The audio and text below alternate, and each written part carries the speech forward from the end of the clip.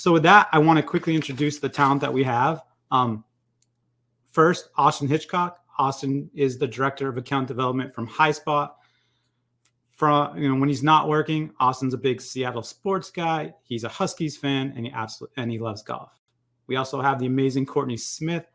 Courtney heads up ABX at 6 Sense.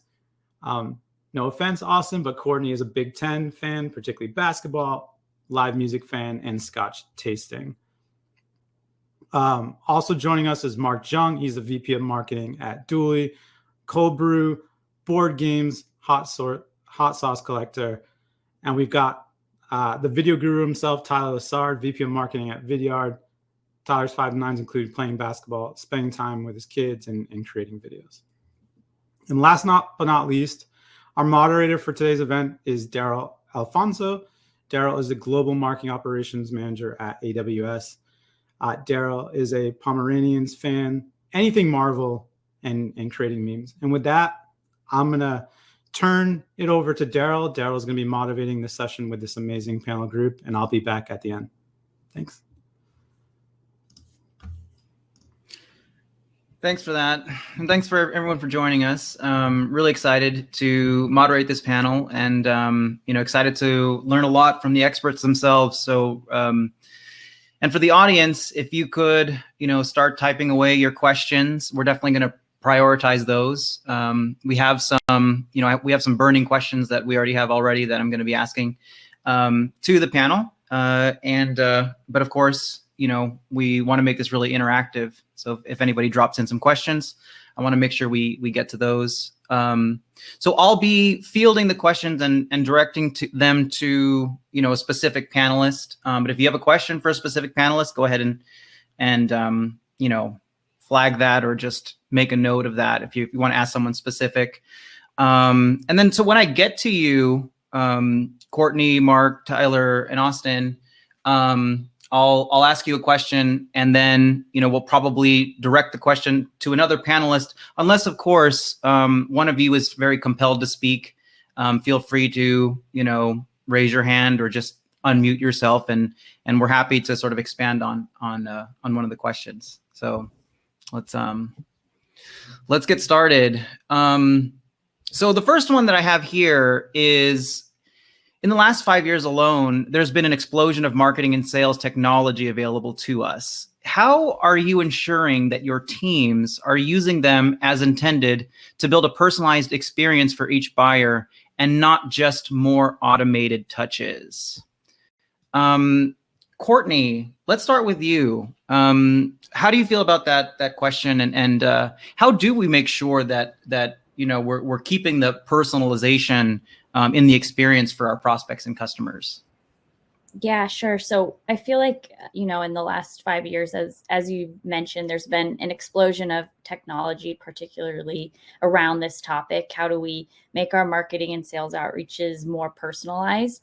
One of the other critical components, I think, is timing and adding in the timing layer. So we can see what our customers and prospects care about, but being able to have the data that lets you know when they're ready to hear from you and through which channel can also help sort of be that guideline along making sure we're not turning it into this automated sort of sequence that we're just using all the time via email channel or via website personalization. So I think it's also critical to be able to meet people where they are in their journey and reach them through the channel that they're ready to be reached by.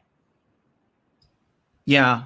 I love that. I think timing is being timely in general, and thoughtful about when messages are going out, I think is so important. I know, Austin, in our previous conversations, you had some thoughts on this too. How about same question? How do we maintain that personalization when we're trying to scale our marketing efforts? Yeah, absolutely. And I agree with everything Courtney said. I think no one likes to feel like they're being sold to, and especially if you're in sales and marketing, it's pretty easy for you to sniff out a really templatized prospecting email. And so when I think about getting the most out of sales and marketing technology, your goal should always be to not just to focus on personalization, but also to prioritize what you personalize. So if you think about a sales rep, Salesforce itself says that the highest performing reps are the ones who are spending the most time in front of their buyers. And in order for that to be true, you've got to first get in front of the right people, and then you have to be interacting with them, right? And so to support this, your business needs to know who those right people are. You've got to know what personas to reach out to and to target. You've got to know what buyer role, are they below the line, on the line, above the line? You have to know everything about your buyers. And then your tools should help your reps get in front of those buyers specifically. So if you're doing ABM, you've got to identify those buyers, those contacts. You have to build integrated campaigns around those particular contacts, and then use your marketing and sales tools to maximize the amount of time that you can get in front of those specific contacts. Yep. Fantastic. Yeah, I love that. And it looks like Tyler wants to add on. Go ahead, Tyler. Yeah, so I said to extend and build on both those ideas. One thing that I encourage you to consider as you're implementing technologies for personalization is to always ask the question, how does this make the experience better for the buyer? Because so much personalization stuff that we do is about us trying to create hacks to get in front of people, to get their attention.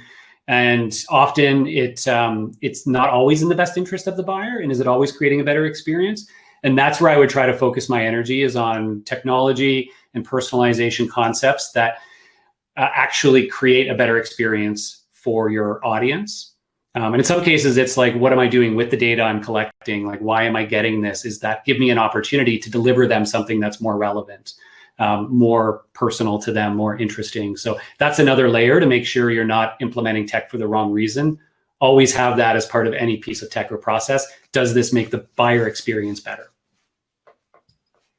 I love that. I love that. And I do see a question coming in, but this wasn't, we didn't really have this in our notes, but I'm just wondering too, how do we get a sense of, do we feel like we have the right amount of personalization in our marketing campaigns? Is it just watching the engagement rates go up and then that's sort of a good indicator? And I mean, anyone can feel free to answer this one. I'm just curious from the group. If you have a good idea of like, hey, I'm doing really well, or hey, we're not really where we should be. I think the biggest thing that I look at is it's a very simple philosophy. It's one sentence. It's easy to remember, and it's really how we inform all of our like sales and technology decisions at Dooley. And it's really simple. Begin with the end in mind, right? Experience wins the day. Oftentimes, I'm thinking about Maya Angelou a lot, right?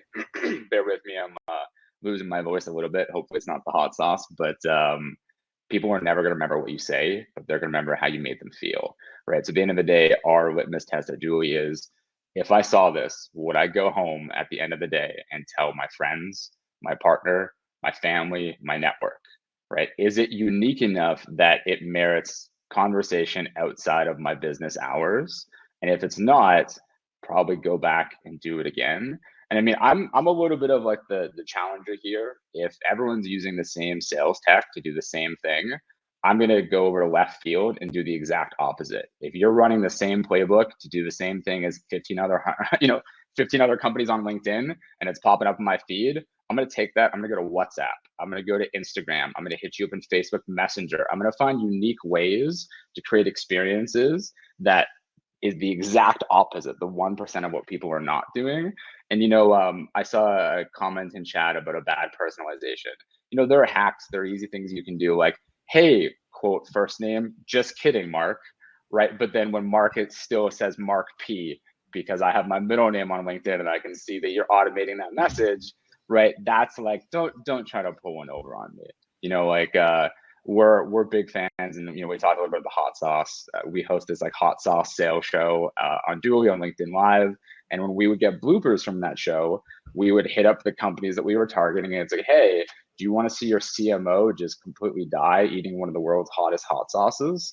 Right, that's a very effective means of not personalization, but company level, and 99% of people open that email and usually reply with some type of all caps, LOL, tell me more, right? And that really helps you multi-thread. So that's just kind of my left field take over here is don't do what the masses do, make it memorable, and have that be the litmus test.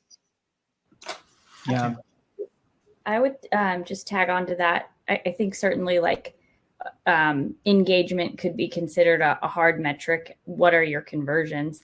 But I also think just like anecdotal evidence, I saw that Moira put in the chat, exceptional personalization should not be scalable. And I agree with that. I think you can look at, if you're getting, your BDR's emails passed around from prospects in a positive light, or your AEs, or you're getting complimented on the selling process and you're getting compliments on your marketing to your sales team, I think that's a really good indicator that your message is consistent across the board, and you're probably doing some things right when it comes to personalization because you were able to resonate with your buyers. And so I think anecdotal evidence is another good testament to that is so great. Well. Thanks, Courtney. I do want to make sure to get to the audience questions, but I will say that concept of being remarkable in your marketing and different, I think it really speaks to me. I'm going to go off the questions, and maybe our administrators can correct me if I'm wrong, but I'm going to go off the Q&A section for the official questions, and I think that for the chat, we'll just let the audience kind of speak to each other is kind of how I'm going to guide it for now, and we'll see how that works. So Dawn, let's take a look at the question from Dawn, which she says, if you are starting anew and lack buyer stage persona info, how do you build that data in an automated fashion? Maybe Austin, if you want to take a crack at this one, and if you don't, you're happy to pass on this one too. Yeah, I can jump in. Just top of mind, I think for me is first and foremost, you've got to know how your product provides value to particular scenario or particular personas. So start there, A/B test, and then identify and get feedback around what particular leadership roles are typically involved in buying decisions. And I think Courtney said this earlier. You want to align your selling process with the prospect's buying process. And so it's not just about knowing what to say to what prospect when, it's also about knowing what questions to ask. So if you don't have any of that data, if you don't know what particular personas or what particular buyer roles are most effective to reach out to, then start to ask those questions, identify the questions that you need to get answers to answer that question, and then A/B test, figuring out what works, what doesn't.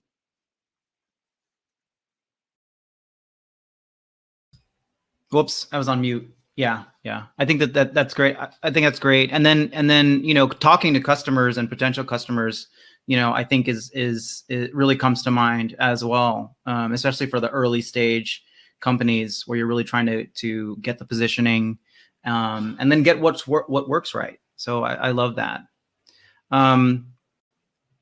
Let's take a look at this next one that I have from Matt, which I think is super interesting and a lot of people are liking it. So I'm going to publish this one. So Matt's asking, quite a few companies recently brought the concept of hyper-personalization. How would you define that when compared to standard personalization efforts? And is it worth making that effort extra step in your opinion? How about you, Tyler? Do you have a take on hyper-personalization? Well, it's a great question because the way that different people think about different personalization in different ways, to be honest. Personalization to some people can mean customization via things like merge tags, which is very much not what I think most of us want to think of personalization as these days. Personalization can also be a curation exercise. So are we curating the right information for somebody based on their persona, their stage in the buying journey, and so on? There's adding the personal element into personalization and saying, are we communicating this in a way that speaks to this person as an individual, that is more likely to connect with them on a personal level?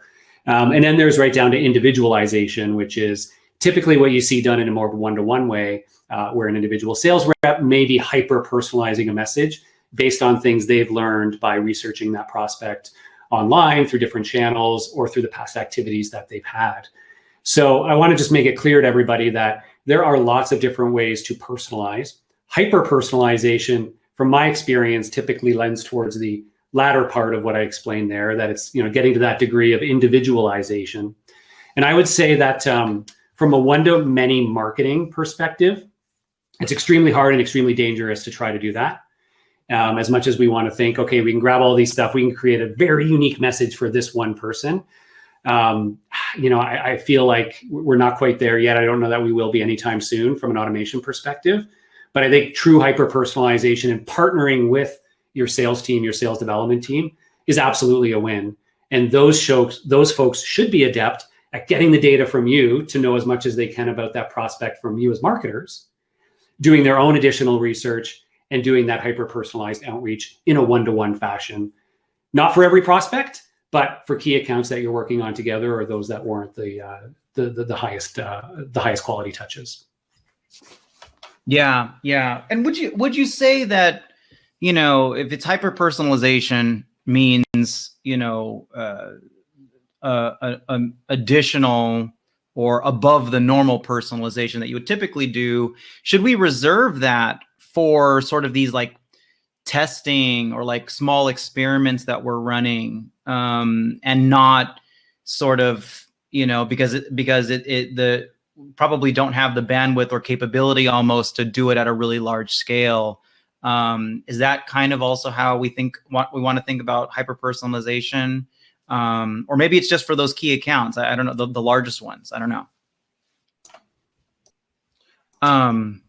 And that was just a rhetorical question. People, you can answer if you want to. Otherwise, we can move on. I'll add a really quick, and then I'll pass it over to Mark because I saw him come off as well. But I think you know, a great way to think about it is those micro moments of hyper-personalization are great things to do and to test in that more one-to-one scenario, to your point. But you'll find some ways to figure out, how do I scale that? It's not necessarily how do I automate it, it's how do I scale it. For example, we found that in some cases, sending a certain type of a personalized gift to somebody was a great idea and worked really well. Did we automate that? No. Did we scale it? Yes. We brought in a phenomenal gifting platform, Alice, and empowered our sales reps to be able, through like one click, to be able to send a gift to somebody.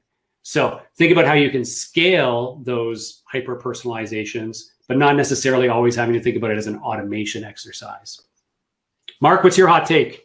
All right. Well, my hot take is it all depends on your ACV, right? If you are a SMB mid-market 30-day sales cycle company, hyper-personalization, don't do it. If you are selling massive 16-month enterprise deals and there's really high ACV, you need a multi-thread, you need to connect with 16 people, hyper-personalization matters. And I would say it doesn't need to happen at the individual level. It needs to happen in terms of experiences. So my favorite example is there was a media company selling to Ogilvy, and they literally stood up billboards in front of the CEO's office. They got blueprints of their office. They found out where the CEO was. They stood up a billboard that said, "Ogle us Ogilvy." They knew that the CEO was a huge fan of Batman comics. So they had custom Batman comics featuring Ogilvy and the CEO, like fighting crime and solving their problems, distributed and had them available in these massive stacks outside the building, and then had food trucks and things ready. So when the entire company came out, it was distributed and personalized, and it was personalized at the company level, right? So it created an experience with the relevant buyers, and it was like the talk of that week. Everyone at the company was talking about this, and it went from that head office all the way to all of their global offices. If you Google this case study, it'll come up. It's a really great one. But I think that's a true example of hyper-personalization. It doesn't need to be touching 3,600 employees at that company. It can be something that cascades down. And you can do the same thing with your messages. Like a hot take that I recommend everyone does is if you're in a community, if you're trying to network with people, this was like back in the day when you could send 500 connections instead of 100 per week.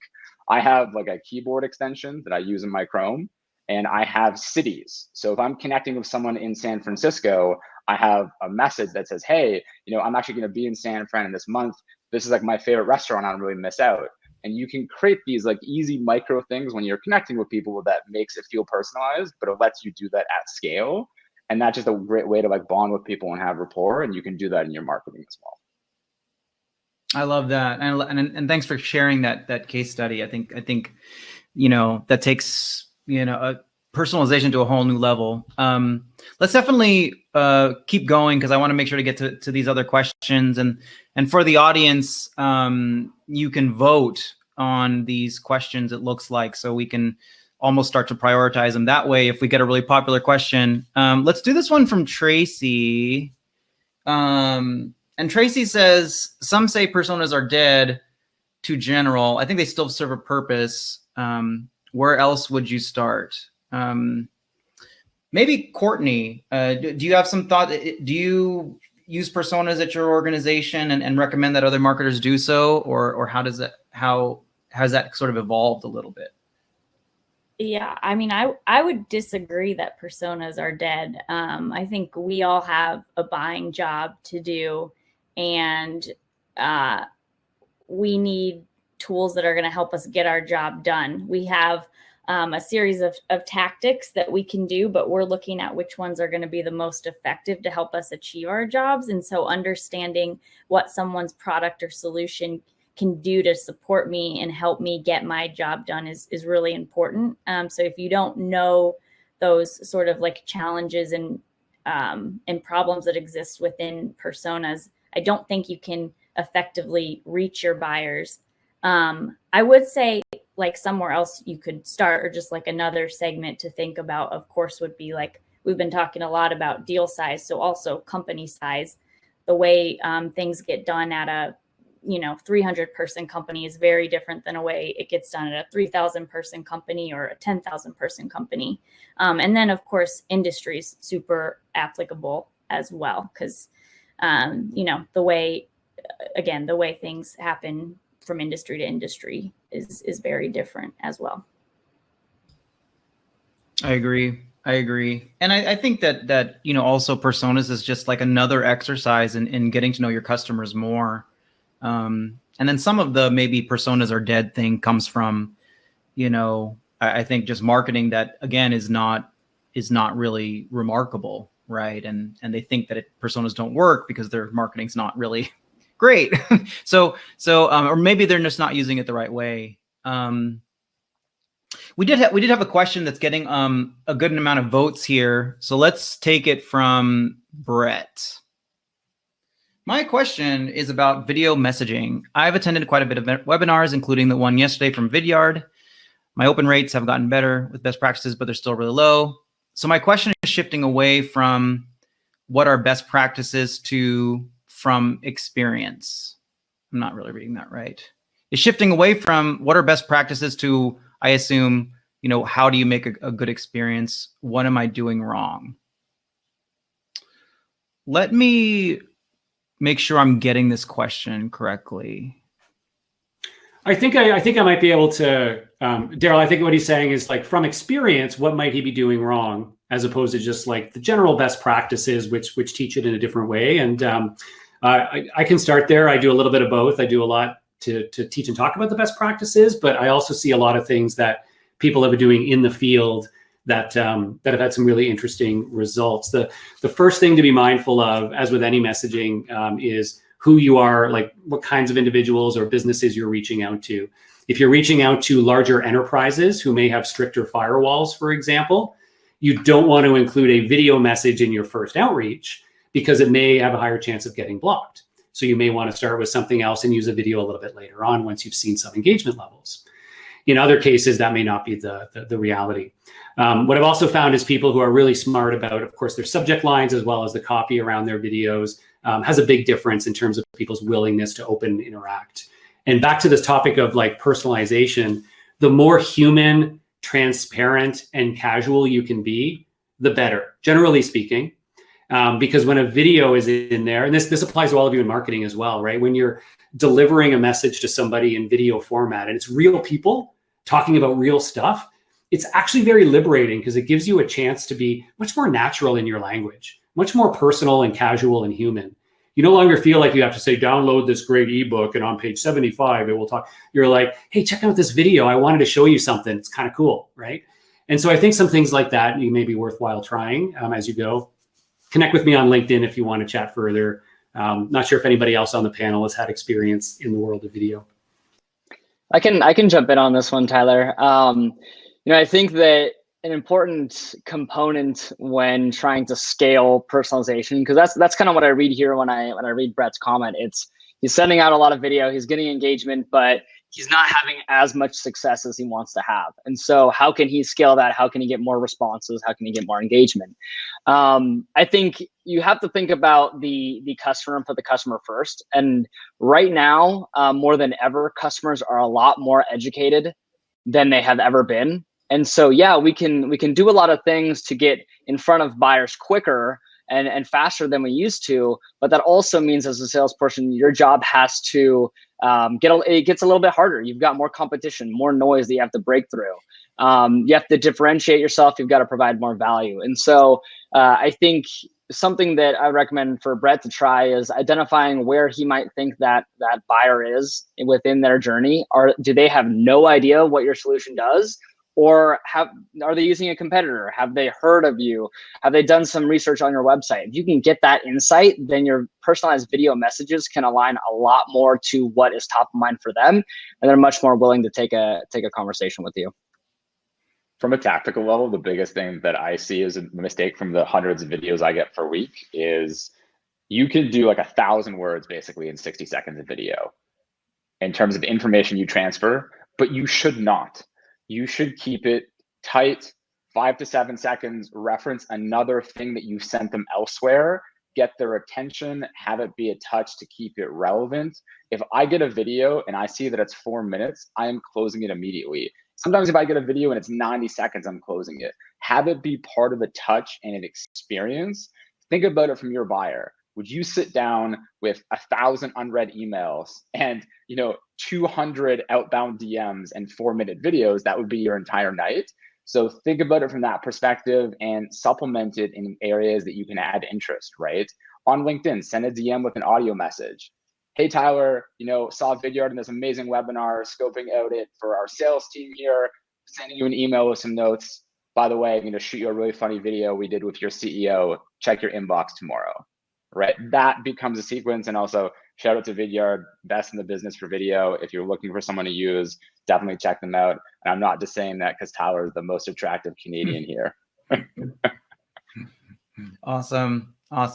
Yeah, that's definitely great advice there, especially with video marketing and video sales getting so popular. Let's make sure we get to some of these other ones. And friendly reminder to the audience that I'm really narrowing in on the Q&A sections to select these. How about this one from Phil? And he says, can you talk a little bit about feedback loops? Are there specific metrics you'd recommend for helping to refine your personalization? I'll toss that to Courtney, unless Courtney, you want to pass on it. I'll get us started. I mean, not to be too generic, but I would obviously be looking at engagement metrics. For me, this one kind of depends on what's the tool you're using to do the personalization, because I think there's different levers that you can pull depending on what type of personalization you're doing. Like let's take Alice, for example. When you're sending out your gifts, are you getting opens? Are people accepting the gift? Are you booking meetings? I think there's a lot of metrics that could fit this one. So would be interested to hear what some of the other panelists have to say. Yep, good points. Yeah, I mean, I think you're right that you need to start with the desired outcomes of the personalization. And if it's, driving greater engagement with key accounts, then those are the metrics you're going to need to be looking at. If it's, boosting your conversion rates on a certain campaign. So always be mindful of that. Personalization isn't a thing in and of itself. What's the outcome that program is trying to drive? And honestly, those are the metrics you've got to keep an eye on. If it's not leading to the desired outcome, then we got to try something different. Yeah, more at a tactical level. Like we use user testing as a form for us to get like qualitative feedback from people after certain experiences. So if someone's gone through an onboarding and we personalize that, we'll run points. And I'm a big fan. If you haven't read Sprint Book, Jake Knapp, early days at like the Google Venture series, oftentimes people think they need to talk to like 1,000 people to figure out like a trend. 5 people. Typically after 5 people, you can figure out a core trend. So if you've personalized, try to just book some calls, right? Try to use a user testing tool, any type of like virtual feedback tool. It typically helps you spot trends. And oftentimes the third person you talk to, it's like, yeah, like that first part kind of sucked, but like you got me here, right? You can isolate that hook, be like, that was a positive thing. And I'm a big fan, like in Miro, we kind of like map out our customer journeys, our core moments, and then we document that feedback and try to do less of what's not working and more of what is. And as soon as you can back that into qualitative feedback with just 5 people, it becomes like a very easy thing that you can do.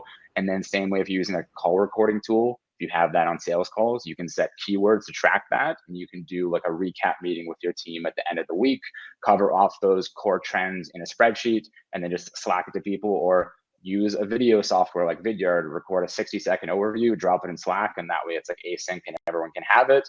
And then just put that in like your Confluence or whatever you're using for your wiki for like ongoing learnings.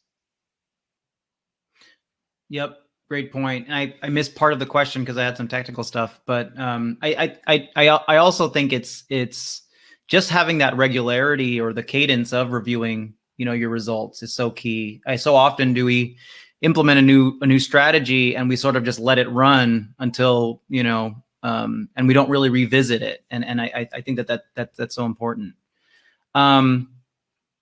Nice. I see another one. This one's from Jacqueline. Let me switch it over to her question. If someone buys from you once, how long do you consider them an active customer, and when do they transition back to a lead when you need to reset or resell to them? I think that's what she meant there. Does anyone feel compelled to answer this one?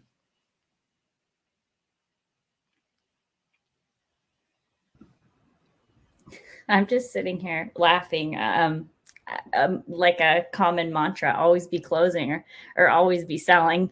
But I guess I feel like, I don't know if this question is coming more from like a process standpoint, or like theoretically, how are you thinking about selling to your customers? But one thing that like we like to talk about Sixth Sense is like your customer experience and your prospect experience should be synonymous.